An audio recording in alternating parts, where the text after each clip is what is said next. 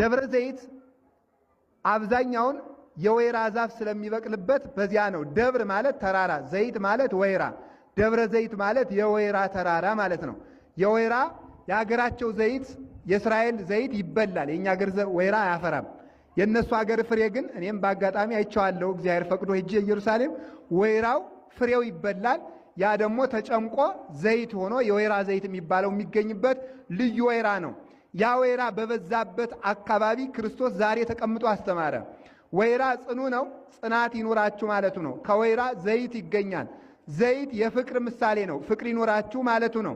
እንደዚሁም ሁሉ ክቡድ ይሁኑ፣ ክቡዳን ሕሊና ሁኑ፣ ብርቱዎች ሁኑ፣ ጽኑዓን ሁኑ ለማለት ነው። ዘይት መብራት ይሆናል። እናንተም ብሩህ ሕሊና ይኖራችሁ፣ ጨለማን የጨለማ ስራ ኃጢአትን አትውደዱ ማለቱ ነው። ዘይት ለመስዋዕትነት ለቤተ ክርስቲያን ይቀርባል። እናንተም ሰውነታችሁን መስዋዕት አድርጉት ለማለት በዚያ አካባቢ ተቀመጠ። በዚያ ሲቀርብ ጌታችን መድኃኒታችን ኢየሱስ ክርስቶስ ወቀርቡ አርዳኢሁ እንተ ባሕቲቶሙ፣ ደቀ መዛሙርቱ ቀረቡና እንዲህ አሉት፣ ምን ትታምሪሁ ለህልቀተ ዓለም፣ አንተ ትመጣለህ ይህን ዓለም ለማሳለፍ። ይህን ዓለም ለማሳለፍ ስትመጣ ምልክቱ ምንድን ነው? አንተ ስትመጣ ዓለም ሊያልፍ የመቃረቡ ምልክቱ ምንድን ነው ብለው ሐዋርያት ጌታን ጠየቁት። ጌታ ሊመጣ ሲል ምልክቱ ምንድን ነው? ዕቁያ ስሕቱክሙ፣ እንዳያሳስቷችሁ ተጠንቀቁ አለ። እስመ ብዙኃን ይመጽኡ በስሜ እንዘ ይብሉ አነ ውእቱ ክርስቶስ፣ እኔ ክርስቶስ ነኝ እያሉ ብዙዎች በስሜ ይመጣሉ አለ። አንዱ ምልክት ሐሰተኛ ነቢይ መብዛት ነው። ሐሰተኛ ነቢይ፣ ሐሰተኛ መምህር፣ ሐሰተኛ ባይታዊ፣ ሐሰተኛ መነኩሴ ይመጣል ነው። እኔ ክርስቶስ ነኝ እያሉ ሁሉ ይመጣሉ ብሏል ጌታ። እኔ ክርስቶስ ነኝ እያሉ እንዘ ይገብሩ ታምራተው መንክራተ፣ ታምራትን እያደረጉ መንክራትን እያደረጉ ድንቅ ድንቅ ታምር እያሉ ይመጣሉ። በዚህ እንዳትሳሳቱ ተጠንቀቁ። ሐሰተኛ ክርስቶስ አሁን ቀጣይ ክርስቶስ ይመጣል። የውሸት ክርስቶስ ከድንግል እንደተወለደ ከድንግል ሴት ተወልጃለሁ የሚል ይመጣል። አሁን በእስራኤል ማለት ነው። ያ ሲመጣ ምን ያደርጋል መሰላችሁ? ያ ሲመጣ ፀሐይን በአንድ እጁ ጨረቃን በአንድ እጁ ይዞ ነው የሚመጣ።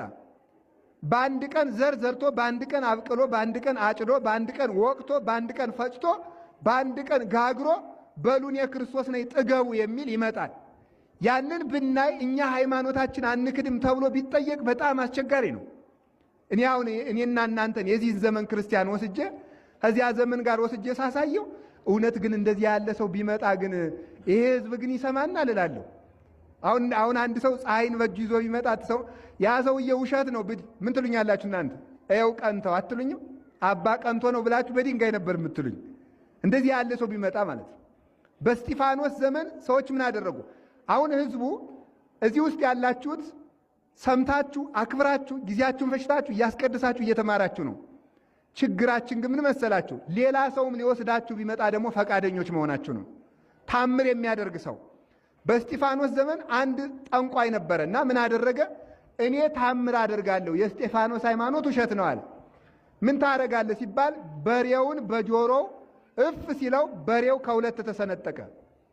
ከሁለት ሲሰነጠቅ አሃ አምላክ ይሄ ነው ብለው ጠንቋዩን ተከተሉ ሰዎቹ። ከዚያ በኋላ ደግሞ ተመልከቱ፣ ቅዱስ እስጢፋኖስ ደግሞ በሬውን ከሞት አስነስቶ ጠንቋዩን እያባረር ካምጣው አለው። እያባረረ ሲያመጣው ደግሞ አይ አምላክ የእስጢፋኖስ አምላክ ነው ብለው ደግሞ እንደገና ወደዚህ ተለወጡ ማለት ነው። ስለዚህ ታምራት ይደረጋል። ሐሰተኞች ነቢያት ይመጣሉ። አሁን ብትሰሙ በጣም ድንቅ ትላላችሁ። በስልክ ክርስቶስን የሚያናግሩ ሰዎች መጥተዋል። እንግዲህ እግዚአብሔር ያሳያችሁ። ለኢየሱስ ልደውልላችሁ ነው የሚሉ ነቢያትን የሚሉ መጥተዋል። አይታችሁ እንደሆነ ማለት ነው። ደውለው ሄሎ ኢየሱስ የሚሉ ነቢያት ኢትዮጵያ ውስጥ አሉ። እንግዲህ እግዚአብሔር ያሳያችሁ። ከክርስቶስ ጋር ፎቶ ተነስቼ የሚሉም አሉ። ከክርስቶስ ጋር ዱላ ገጥማለሁ የሚሉም አሉ። እንደዚህ ያሉ የመጡበት ዘመን ነው። እንደዚህ ሲመጣ እንደዚህ ያለ ነቢይ ሲመጣ እግር ተነስቶ ራስ እግር ሲሆን ያን ጊዜ ዘመኑ እንደደረሰ ወቁት አለ። ዛሬ ሁሉ መምህር ነው፣ ሁሉ ነቢይ ነው፣ ሁሉ አዋቂ ነው፣ ሁሉ ፈዋሽ ነው።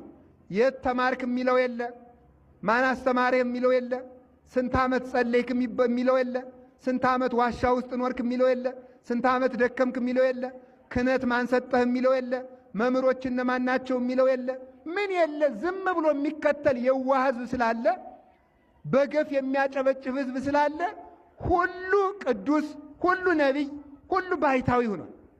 እንደዚህ ያለ ዘመን ሲመጣ ተጠንቀቁ፣ እንዳያስቷችሁ ተጠንቀቁ። እግዚአብሔር ከክፉ ነገር ይጠብቀን።